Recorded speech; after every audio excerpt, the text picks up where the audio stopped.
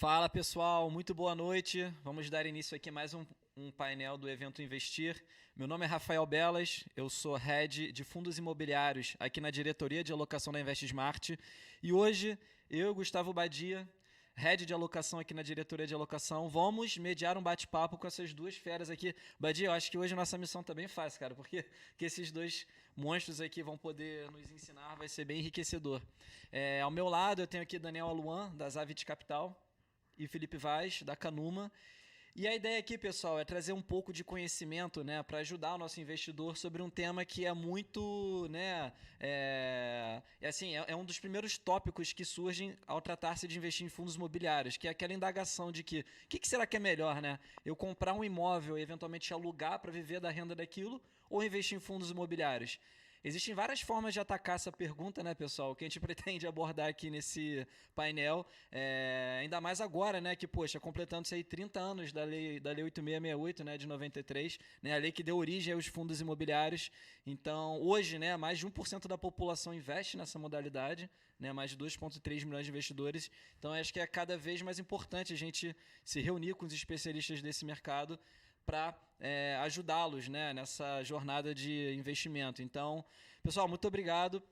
Vamos começar com você, Daniel. O que você poderia assim, pontuar de diferenças do ponto de vista não só de custo, tributação, trabalho? O que você pode pontuar assim, inicialmente? Bem, Belas, primeiro, obrigado por nos receber aqui.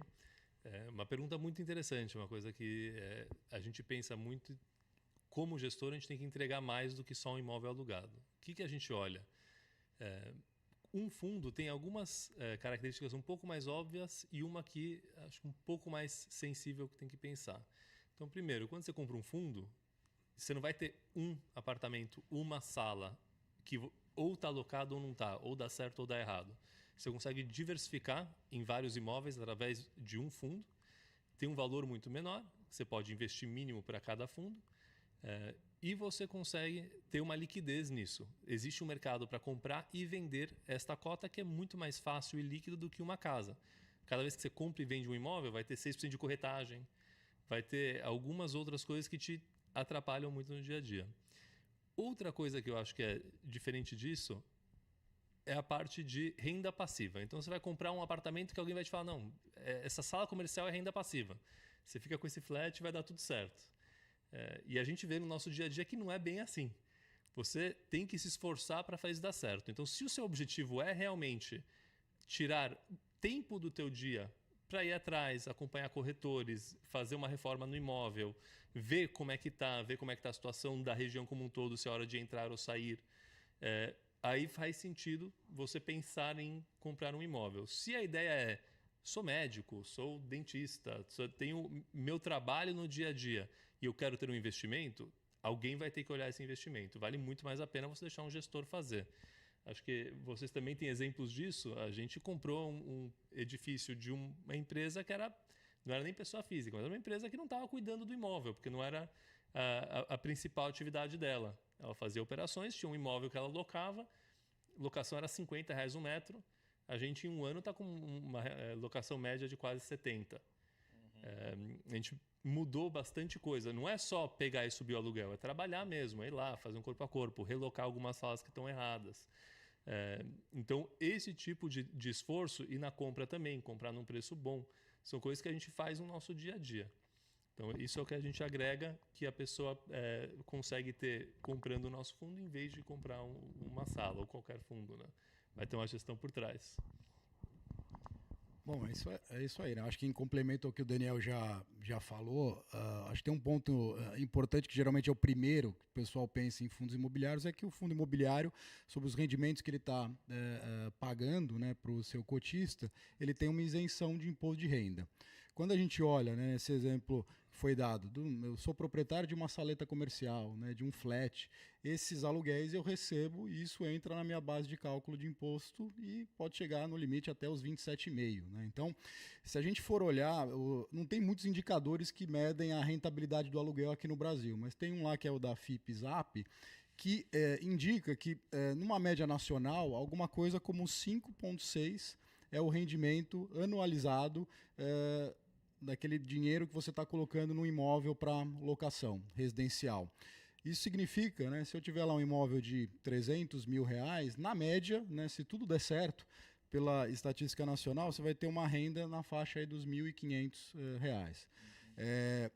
Concordo que você tem todo um trabalho para administrar esse imóvel, então, se ele tiver alocado, ok, né? Mas se ele não tiver alocado, provavelmente você vai ter que fazer algum tipo de investimento naquele imóvel para deixar ele mais atrativo. E deu vazamento no meio da noite? Sim, se deu algum vazamento, você tem que cuidar.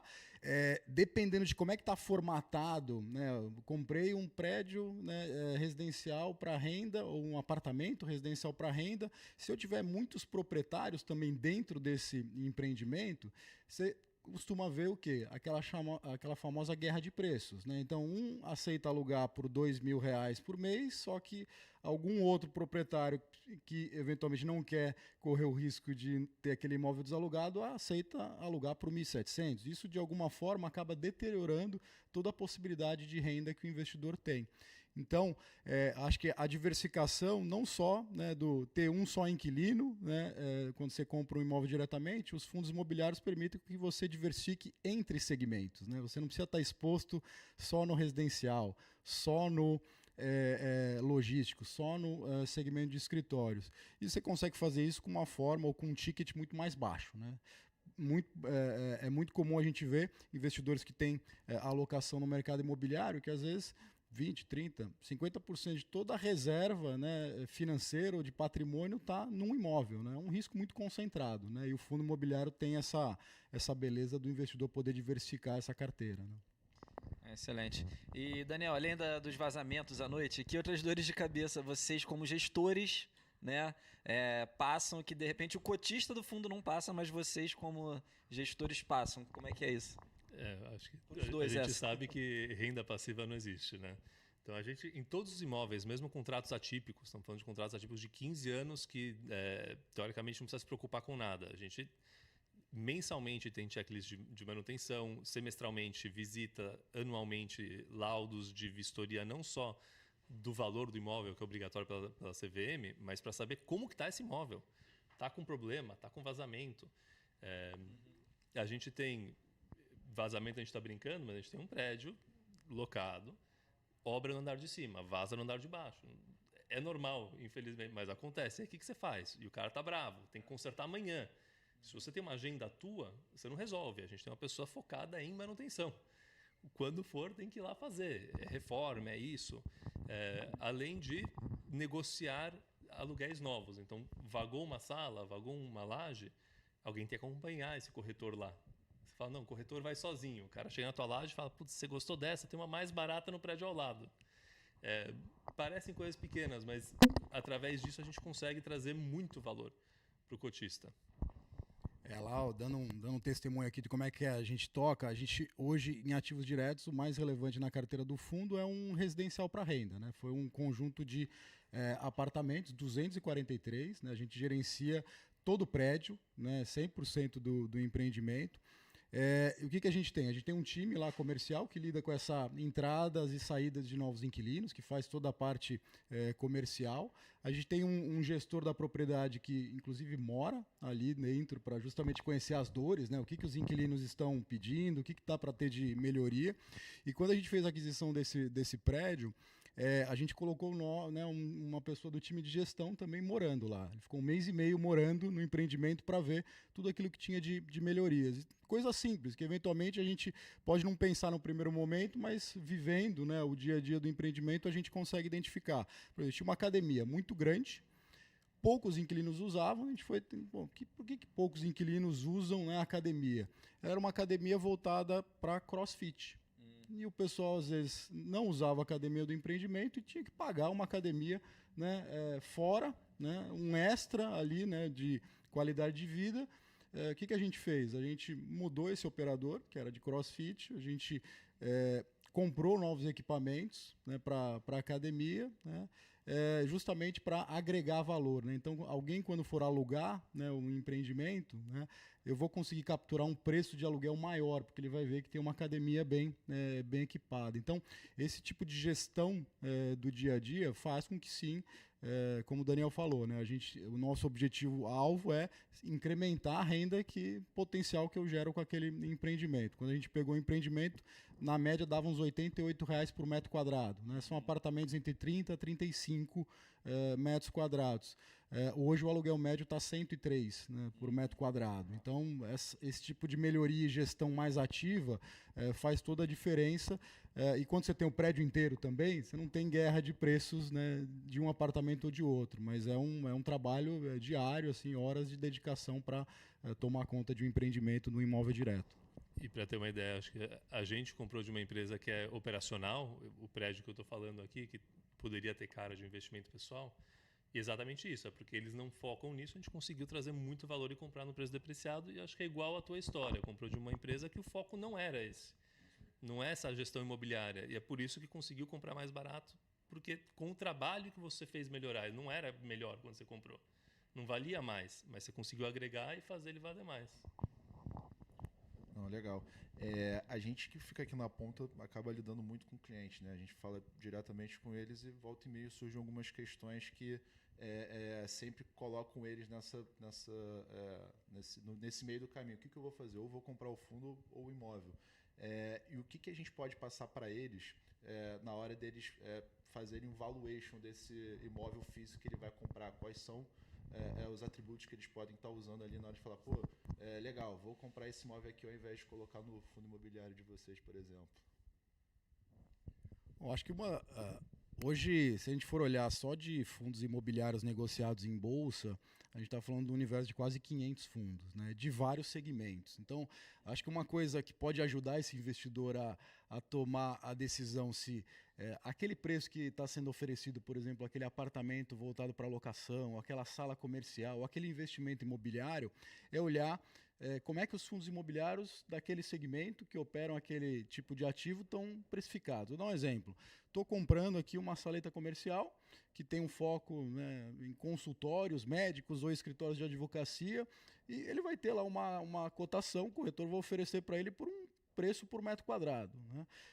O investidor ele pode, né, olhar fundos que têm escritórios, lajes corporativas, que geralmente são, né, não saletas comerciais, mas andares, né, mais pulverizado até o nível de, né, a quantidade de inquilinos, e ver quanto que os fundos de escritório estão sendo precificados por metro quadrado.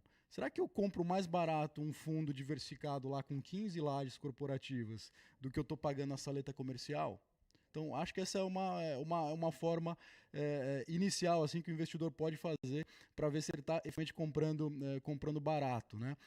E geralmente, quando ele faz investimentos de ativos que não necessariamente estão prontos, né, às vezes estão oferecendo uma oportunidade de um prédio que está sendo construído. Né? Ele tem que também colocar na conta que ao longo desse período ele não vai ter remuneração, né? Ele vai ter eventualmente colocado um dinheiro, esse dinheiro, né, sem remuneração, ele pode perder, ele perde valor, né, ao longo do tempo, então tudo isso tem que estar na conta. Se for um apartamento para alocação, será que eu consigo alugar um apartamento quando ele estiver pronto, sem armário, sem nenhuma infraestrutura? Provavelmente não. Né? Então, no preço daquele, às vezes um apartamento que está sendo oferecido por R$300 mil para ele comprar voltado para locação, provavelmente ele vai ter que considerar 30, 40, 50 mil reais para deixar esse apartamento, né, atrativo para quem está alocando. Né? E estimar, de alguma forma, qual que é o potencial de renda que ele pode gerar, né, com aquele tipo de ativo. Então, uma coisa que ele pode fazer é ver, aqueles ativos com aquele perfil naquela região capturam quanto de aluguel? Né? Porque quem está eventualmente vendendo um investimento, eventualmente pode estar conflitado e pode estar falando que o aluguel que você vai capturar naquele investimento é muito maior do que efetivamente a gente consegue ver na prática. Então, acho que são formas de saber se você está comprando caro ou comprando barato, se é realmente uma oportunidade ou se é um investimento que pode te dar mais dor de cabeça do que alegrias lá na frente. Nesse ponto, acho que é legal, né, pessoal? Porque comprando uma saleta comercial lá, você pagou 300 mil pela sala, né, digamos. Quem disse que amanhã, semana que vem, daqui a um mês, daqui a um ano, aquela sala continuará valendo esse valor, né? Acho que essa que é um pouco da reflexão que o Vaz trouxe aqui. Porque uma coisa que, ainda mais os que estão começando, né, nos fundos imobiliários, é que, poxa, eu paguei R$ 100 pela cota, aumenta a 99, aí depois foi para 101, caramba, isso é muito, né, volátil, né? Embora, só um parêntese, né, historicamente a volatilidade do mercado de fundos imobiliários é um pouco menor que o de ações, mas isso é dado histórico, de acordo com a série histórica do preço. Mas, enfim, isso assusta um pouco, né, as pessoas. Então, quem disse que você vai conseguir também, cliente, né, eventualmente, se estiver discutindo, né, debatendo, que seu imóvel vai ser aqueles 300 mil daqui a um ano ou dois. Você está contando com aquilo, mas na hora de vender você pode ter uma surpresa, né? E acabar não conseguindo a valorização que você esperava. Até mesmo depreciação. Uma coisa que você falou, acho que as pessoas têm uma certa resistência com volatilidade de cota. E é um problema. Você vai comprar uma cota hoje, quase certeza que amanhã vai valer ou mais ou menos. Costuma não ficar.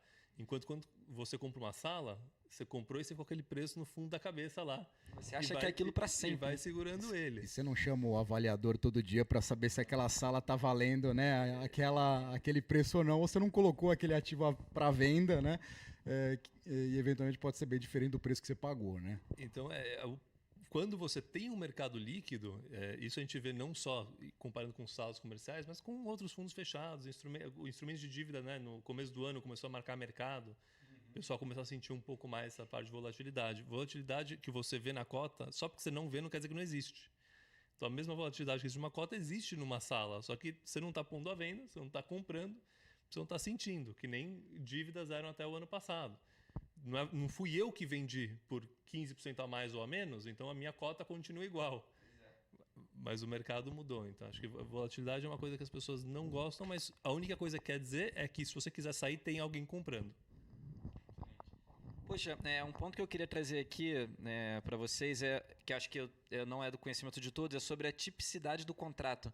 Né, Daniel, por exemplo, no fundo de vocês usam muito a ideia do contrato atípico. Será que vocês poderiam explicar um pouco o que é isso e também como que isso pode ser usado como uma métrica importante de se avaliar, levar em consideração na hora de escolher um fundo? Então, por lei brasileira e em outros países é bastante diferente, a lei do inquilinato fala que se você pagar uma multa de 3 meses, você pode abrir mão de qualquer contrato. Então, eu tenho um contrato que eu assinei por 10 anos nesse prédio daqui. Cansei, pago 3 meses de multa e caio fora. Desde 2012 foi bem colocado isso na lei, que a gente consegue, com algumas condicionantes, construir um contrato atípico. O que quer dizer? O que as partes acordaram está feita. Entre elas, o que costuma se fazer é uma multa que pode chegar a ser o remanescente inteiro do contrato. Então eu faço um contrato de 10 anos com uma empresa. A empresa decide sair depois de 1 ano, ela tem a obrigação de pagar os outros 9. E aí você pergunta, mas por que vai pagar 9 anos só porque ele quis sair? É porque o imóvel só foi comprado porque essa empresa ia ficar. Seja porque é um imóvel específico para ela, então uma fábrica, seja porque foi feita uma reforma muito cara no imóvel. Então o investidor tem essa segurança de que esse inquilino não vai sair para os próximos 10 anos. Porque se ele sair vai ser a mesma coisa do que ficar pagando aluguel todo ano. Né? Então a gente tem esses contratos que são atípicos. Isso dá uma previsibilidade muito grande do que vai entrar, da receita do fundo, ou deste imóvel, pelo menos. E não tem revisional. Então, cada ano vai ajustar, digamos, pelo IPCA nos próximos X anos. O último contrato que a gente fez foi 15 anos. Então, são 15 anos garantido que o cara vai ficar no imóvel. E quando a gente compra, a gente vê que é um imóvel que a pessoa quer, né? Que o inquilino quer, que a empresa vai usar. Então vai ficar nos próximos 15 anos lá, cada ano subindo por IPCA, e isso dá muita previsibilidade, que é o que a gente quer mais no nosso fundo. É uma renda bem previsível. E aí, caso o cara queira sair, o inquilino está ali, contratual, ele tem que pagar o remanescente. E no caso da modalidade plug and play, né, como turnkey, né, ele tem que arcar com os custos da obra que você teve para colocar, né, a laje, né, nos moldes que ele... O caso que eu tinha falado antes era mais para fábricas que você compra, CDs que compra de uma empresa específica, e às vezes uma localização não tão óbvia, alguma questão assim, então você fala, não, só estou comprando para você ficar os próximos 15 anos. Em outro caso, a gente tem lajes comerciais. Então a gente fala, olha, te entrego ela pronta, com sofá, com cadeira, mesa, iluminação.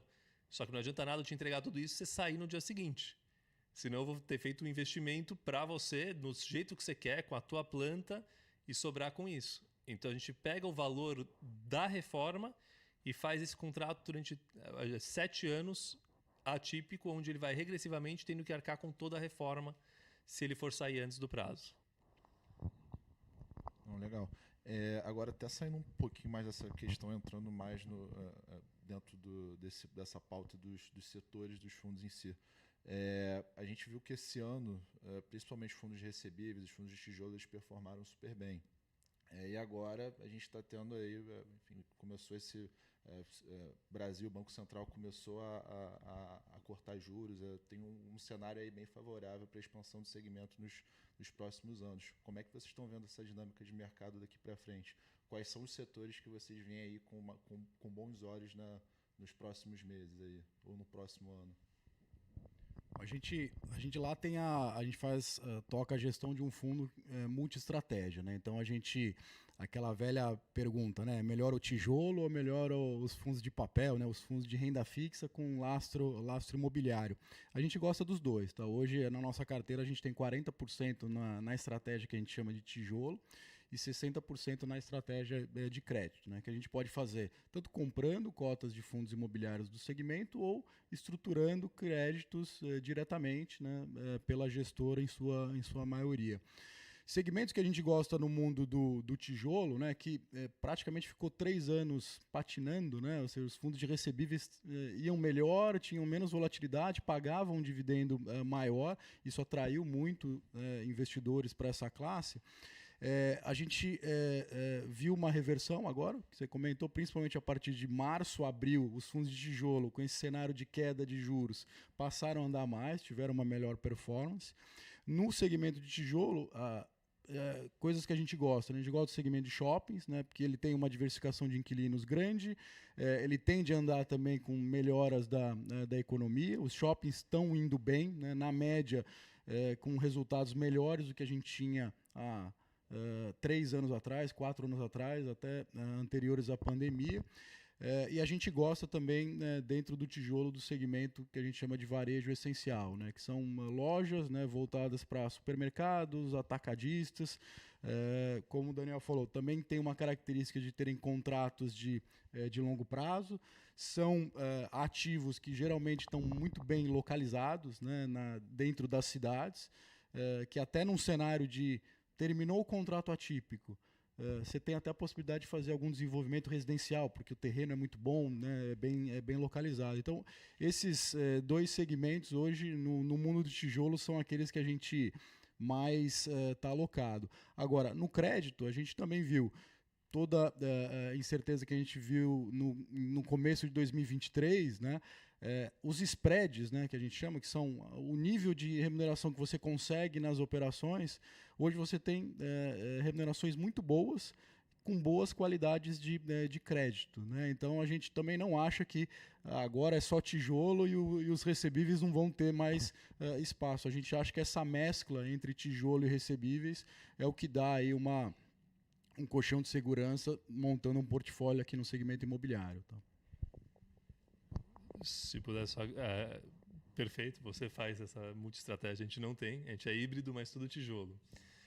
Há uma coisa que tem que destacar quando a gente faz uma comparação entre fundo de tijolo e fundo de papel, é que o papel costuma distribuir tudo. Então, se você pôs R$100 no primeiro dia do ano, no final do ano, você tem mais ou menos os mesmos R$100 em valor e o resto foi tudo distribuído. Enquanto no de tijolo, você colocou o dinheiro, você recebeu o aluguel, mas o imóvel valorizou também. Então tem que pensar nisso quando compara um com o outro.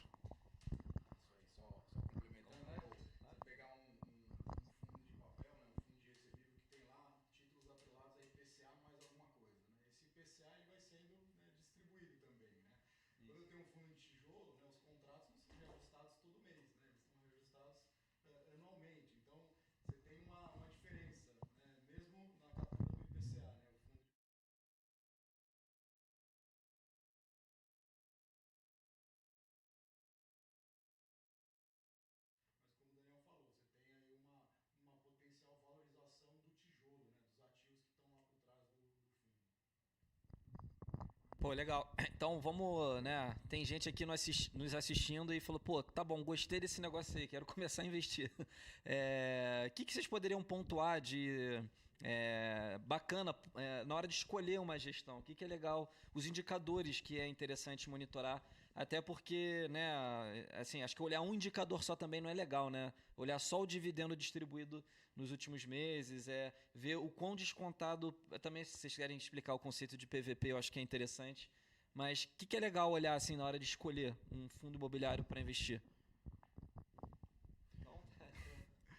Bom, acho que a primeira coisa, né, na análise é olhar a gestão, né, assim, olhar qual que é o mandato que a gestão tem, né, procurar identificar, né, o histórico, né, desse time. Às vezes é um time novo, mas que tem lá um histórico de transações no segmento. Então, acho que olhar, né, a capacidade da gestão é importante. A gente acompanha a indústria há muito tempo. A gente tem fundos, por exemplo, que estão descontados ou estão baratos há muito tempo, né? E daí o mercado ele tende a olhar qual a capacidade, né, que aquele fundo tem de mudar de patamar, de trazer mais ocupação, de aumentar o aluguel. Então, olhar a gestão e olhar a capacidade da gestão de fazer essa melhoria é muito importante. O valor patrimonial, né, que é o valor que é marcado, né, o ativo, num fundo de tijolo, esses ativos são marcados pelo menos uma vez por ano, né, e é feito por uma avaliação que é terceira à gestão, né, o gestor que faz. A gente tem alguns fundos, hoje o segmento que está mais descontado, por exemplo, é o segmento de escritórios, né? Eles ainda têm, quando a gente olha a maioria dos fundos, eles estão lá com descontos entre 25% e 30% em relação ao valor patrimonial, né? E daí tem aquela pergunta de $1 milhão, né? O que está errado, né? Será que é o preço da cota no secundário ou é o valor patrimonial?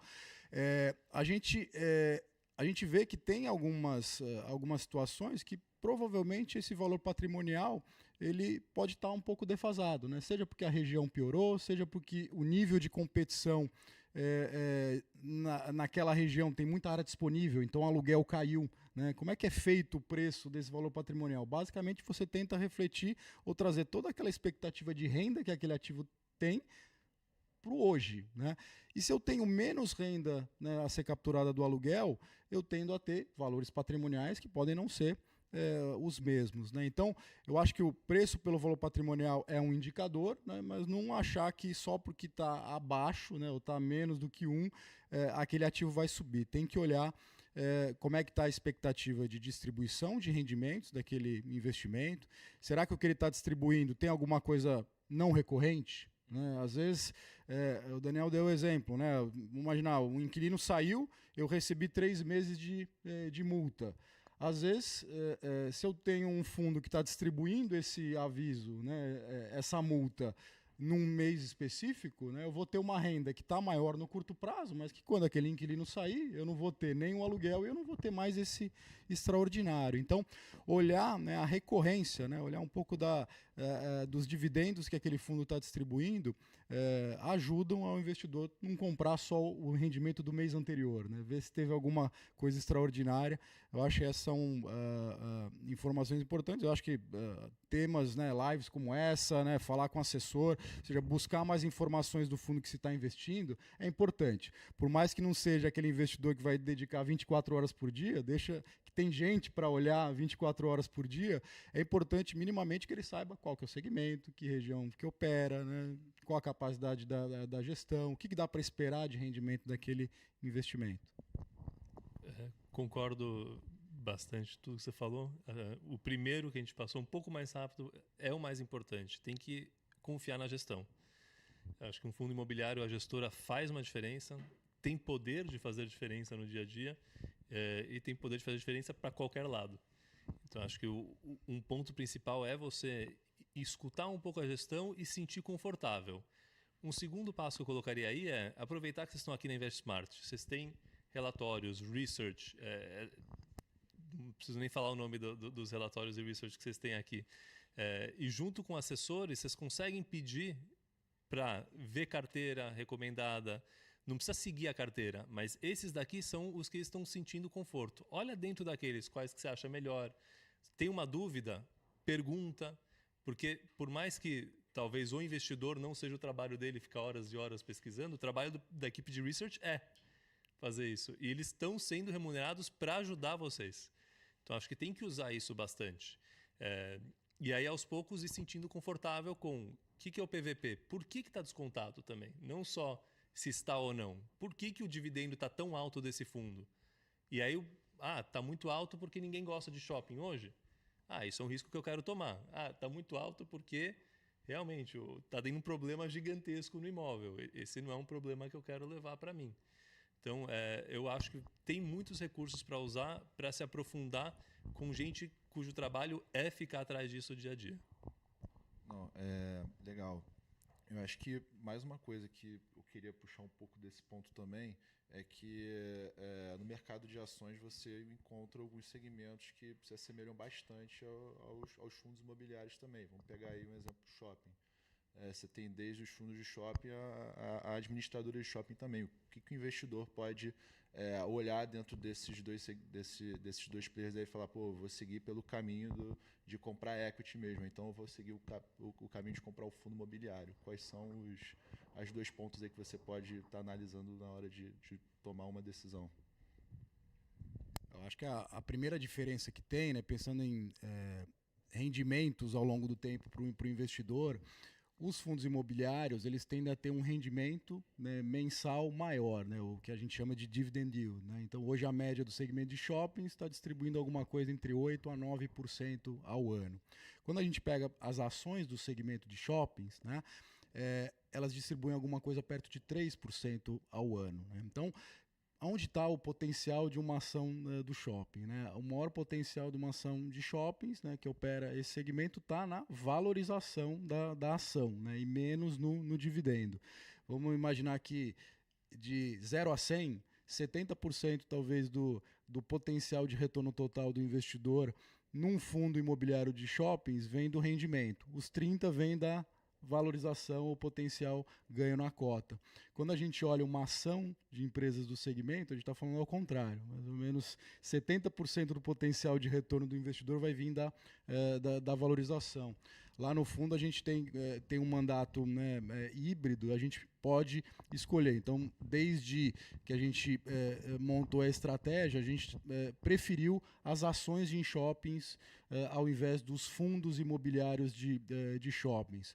Ainda que a gente tenha um dividendo menor no curto prazo, a gente chegou a ter, por exemplo, ações do segmento de shoppings sendo negociadas no começo de 2023 abaixo de R$7 mil o metro quadrado. Né? Empresas que tinham lá portfólios de 50 shoppings, bastante diversificados, R$7 mil o metro quadrado, o investidor provavelmente não, né, uma empresa não consegue nem comprar um terreno e colocar o shopping de pé, com certeza não consegue fazer por R$7 mil o metro quadrado, vai custar quase R$20 mil o metro quadrado para fazer. Então, essas oportunidades e ter essa possibilidade de manejar entre ações do segmento, né, e fundos imobiliários de shoppings, pelo mandato, a gente consegue fazer lá. Legal. Pessoal, eu queria, assim, como último tópico aqui, infelizmente nosso tempo vai acabar, assim, acho que um dos grandes atrativos dos fundos imobiliários é a questão do dividendo mensal isento, né? E recentemente, né, de vez em quando esse tema volta aí a nos assombrar, que é a questão da tributação, né, dos fundos imobiliários.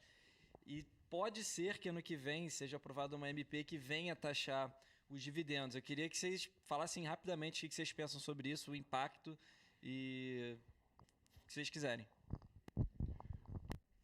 Quer falar, né? É um assunto mais tenso, né? Mas traz um pouco de tranquilidade também. Eu já imagino sua resposta, mas eu queria que você... Bom, assim, a gente que acompanha a indústria há bastante tempo, assim, de tempos em tempos tem essa discussão, né? Então, se a gente for pegar até no mercado internacional, por exemplo, os dividendos para quem investe no segmento imobiliário lá nos Estados Unidos são tributados, sim, né? No ganho de capital você não tem tributação. Então, é óbvio que toda vez que esse tema vem à tona, vem preocupações. A última vez que esse tema veio mais forte, sim, a gente teve uma correção das cotas, né? Investidores eventualmente se desfazendo delas. Eu acho que ao longo desse programa aqui a gente falou pouco de, né, rendimento isento, a gente falou de outros benefícios. Então, se a gente listar aí pelo menos uns 10 diferenciais em você aplicar num fundo imobiliário ao invés de, né, comprar um imóvel diretamente, o rendimento isento mensal é um deles, né? Você tem outros ali que não vão fazer com que a classe deixe de existir. Pelo contrário, né? A gente viu com todo, né, esse desafio que a gente teve de crescimento econômico nos últimos anos, né, taxa de juros que ficou alta durante muito tempo, a gente viu o número de investidores de fundos imobiliários saltar de 100 mil há 6, 7 anos atrás para os atuais 2 milhões. Então, acho que é uma classe que veio para ficar e deve compor, né, o portfólio dos investidores, independente se tem tributação sobre rendimento ou não. Porque vamos lembrar que o aluguel, se eu tiver um imóvel diretamente, já tem imposto de renda na largada. Acho que já tem imposto de renda e sempre que vem essa ameaça de tributação, vem junto com tributação do resto do mundo. Então eles falam, vamos tributar o fundo imobiliário, mas vamos tributar dividendos de outra forma. Então provavelmente vai mudar muito mais do que a gente está imaginando. Não vai ser só o resto fica igual e fundo imobiliário muda, especialmente tendo em vista que são 2 milhões de cotistas de fundo imobiliário. Vai ter uma receita pífia para o governo, porque não é um volume muito grande. À toa não vão fazer isso, só se for parte de uma coisa maior, mas o futuro a gente só vai descobrir lá na frente. E para fundos com menos de 500 cotistas também, tem esse parêntese, né? Caso então, é uma das besteiras que o pessoal coloca no meio das MPs. E o pior é tem 500 cotistas e tem negociação efetiva em bolsa, que é um termo completamente subjetivo, que ninguém sabe o que quer dizer, e o ponto deles é esse, né? Deixar subjetivo para depois eu faço o que eu quiser. E a onda de fundos setipados que foram criados no começo do ano, que, né, foram distribuídos para todos os investidores pessoas físicas, não tem negociação efetiva em bolsa. Vão perder isenção? Eu acho que até aprovar a MP, vamos esperar um pouco, respirar. Dá para fazer outro painel só para falar disso também. Alguma coisa pode mudar, não é que não vai mudar, mas só vale a pena gastar tempo quando mudar, porque tem na primeira versão da MP, né, destacaram lá os 500 investidores. No projeto de lei, que foi o último que a gente tem disponível, já tinha baixado para 300, né, e pelo menos a discussão atualmente que existe, né, para ser levado no plenário, ter alguma não quantidade de investidores, mas concentração. Se eventualmente você tiver uma concentração grande de uma família que é proprietária das cotas do fundo, daí sim você teria uma tributação. Então, como o Daniel falou, acho que tem muita água para rolar ainda, tem que esperar todo o processo legislativo para efetivamente ver o que vai acontecer. Então, pessoal, primeiro eu queria agradecer a presença do Daniel e do Felipe aqui. A gente ficou muito feliz, a Investmart fica feliz aí com a presença de vocês, mas eu sei que alguma das pautas aqui que a gente falou hoje podia ter um painel para falar sobre cada uma delas. Sim. Mas a gente está chegando no final do nosso tempo e a gente vai ter que finalizar por aqui, tá bom? Obrigado mais uma vez e quem está assistindo a gente, por favor, não saia daí que tem mais alguns painéis aí para a gente conversar, tá bom? Obrigado pela oportunidade. Obrigado, pessoal. Obrigado. Bom evento, pessoal. Abraço.